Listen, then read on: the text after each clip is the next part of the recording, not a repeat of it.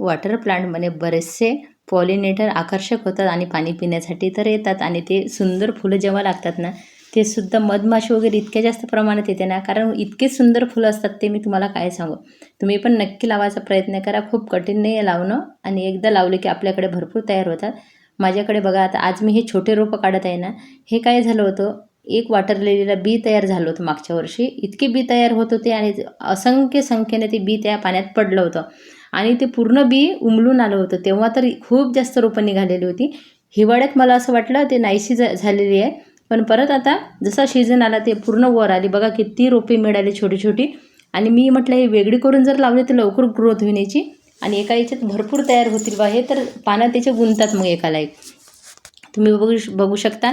तुम्ही ऐकलं, मी असं व्हिडिओ बघितले तर मला हे समजलं होतं की बी पकडते एखाद्या वेळेस तर त्याला असं पिशवी बांधून ठेवावं लागते, नाहीतर बी पाण्यामध्ये सर्व मिक्स होते. पण मी काहीच केलं नाही. मला माहितीच नव्हती याच्याबद्दल. तर बी इतक्या प्रमाणात तयार झालं आणि सर्व पाण्यात पडलं आणि ते मातीमध्ये बघा इतकं सुंदर ग्रो झालेलं होतं आणि बघा किती रोपं मिळाली. कदाचित त्याचे रंग थोडे वेगळेही असू शकतात, परागीकरण जर झालं असेल तर, किंवा त्याच रोपाचे रंग असू शकतात, हे आपल्याला समजेल. पण एवढ्या छोट्या रोपांना लहान मुलांसारखी आता मला काळजी घ्यावी लागेल, कारण हे रोपं खूप नाजूक असे आहे. आणि आता मला काही लावायला नसल्यामुळे मी छोटे छोटे कुंडे आहेत ते लावून घेते, अगदीच छोट्या. कारण मग जशी ग्रोथ होईल ना तशी पहिले मी कुंड्या वेगळे द्यायची. आणि हे सगळ्यात खाली बघा एका कुंडीत माती होती ना भरलेली, तीच मी पहिले खाली टाकलेली आहे. आणि याच्यामध्ये मी काय टाकणार आहे, शेणखत. आता माझं गांडूळ खतसुद्धा संपलं, थोडंसंच आहे. आता याच्यामध्ये तर थोडंसं आहे तेवढं मी टाकून घेते. सर्वात खाली आहे ना बुडाची मी गांडूळ खत टाकणार आहे.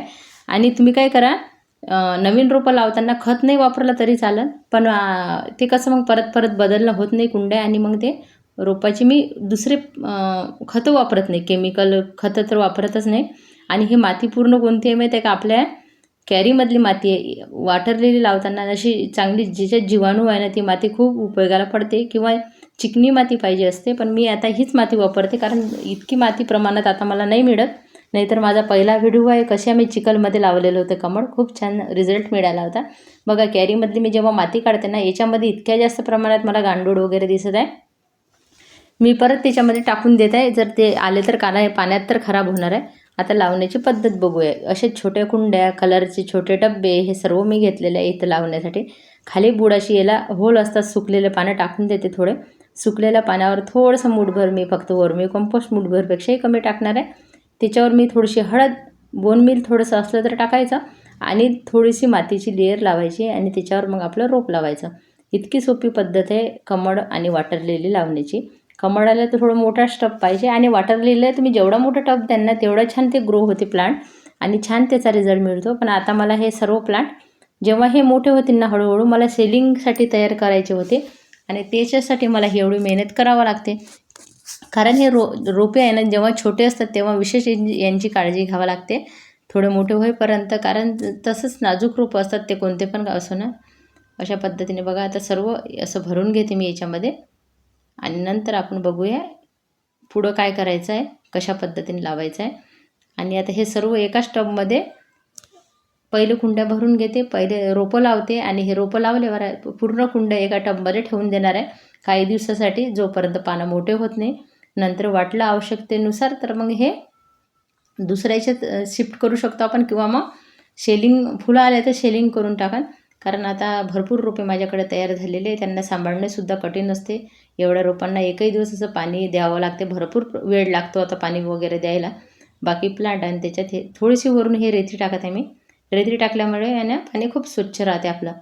आता माझं बघा एक हे कट्टर रेतीचं मैड आलं होतं मला, मागे लागू लागू मी आणलं होतं आणि आता बघा ते संपलं आणि आता अजून 1-2 आहेत.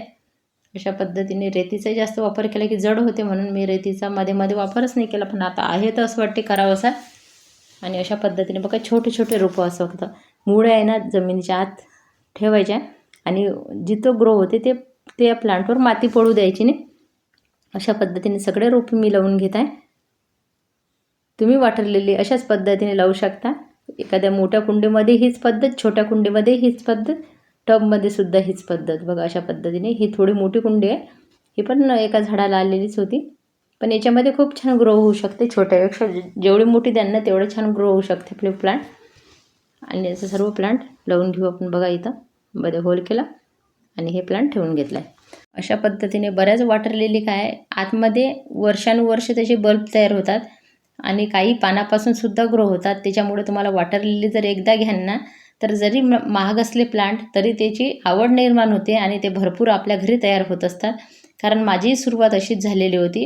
एका प्लांटपासून सुरू झाली होती. ते पनामा नावाचं होतं आणि ते प्लांट खूप लवकर ग्रो होऊन म्हणजे खराब होत नाही सहसा आणि त्याच्यामुळे आपल्याला वॉटर लिली कशी लावायची हे सुद्धा कळते.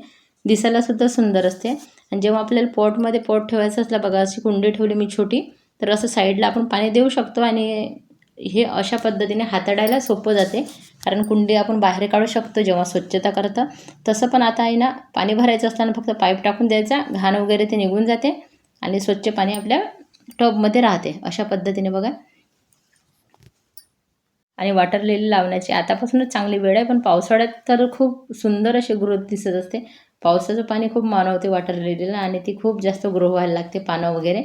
त्याच्यामुळे तुम्ही पावसाळ्यातही लावू शकता. बघा किती प्रकारचे छोटे डब्बे मी जमा केलेले आहे आणि याच्यामध्ये लावते. आणि आता हे सर्व डब्बे एका टबमध्ये ठेवून देते वॉटर लिली लावल्यानंतर आणि त्याच्यामध्ये भरते पाणी. अशा पद्धतीने खूप सोपं आहे वॉटर लिली आणि कमळ लावणं. तो वर्मी कंपोस्ट नसल्यानं जुनं शेणखत असलं ना, ते शेणखत आणि मातीसुद्धा तुम्ही काही दिवस भिजत ठेवू शकता. सुरुवातीला माझं जे पहिलं प्लांट आहे मी तशाच पद्धतीने लावलं होतं. तेव्हा मला माहिती नव्हती. मी असंच थोडीशी गौरी शेणखत होतं आणि माती होती मिक्स करून ठेवलेलं होतं आणि त्याच्यामध्ये पहिलं प्लांट लावलं होतं. आता बघा हे अशा पद्धतीने गुंतलेले खूप आहे, म्हणून मी काढले. म्हटलं थोडे मोठे झाले की अजून जास्त गुंतील, नाही तर मोठी होऊ देणार होती. आणि अशा पद्धतीने एक एक करता भरपूर वॉटर प्लांट माझ्याकडे तयार झालेले आहे. याची आवडच लागते. म्हणजे मला जेव्हा एक प्लांट घेतला ना, ते स्वस्त मिळालं होतं. नंतर मला इतके महाग मिळाले ना, तरी मी घेतच राहिली. कारण ते वेगवेगळे रंग पाहून मला असं वाटते हा रंग माझ्याकडे नाही, कदाचित या पावसाळ्यात अजून जास्त प्लांट येऊ शकतात. म्हणजे आवड असली ना. आता मी तुम्हाला हा कलरचा डब्बा दाखवत आहे. एक कमेंट आली होती कोणता कलर बागेमध्ये दिला आहे म्हणून. तर त्या ताई जर बघत असेल व्हिडिओ तर बघा, हा आहे, स्क्रीनशॉट काढून टाका, काढून घ्या. कारण मी आहे ना, फक्त याला डबल हात मारावा लागते प्लास्टिकचं असल्यामुळे हे आपल्या कुंड्या. पण कलर छान आहे, खूप दिवस टिकतो हा. आणि इथं बघा कमळ खूप सुंदर. यावर्षी या कमळाला इतके कड्या फुलं आले ना, 6-7 कड्या फुलं आले होते आणि दररोज फुलं उमलतात आणि इतके पॉलिनेटर येतात त्याच्यावर काय सांगू तुम्हाला.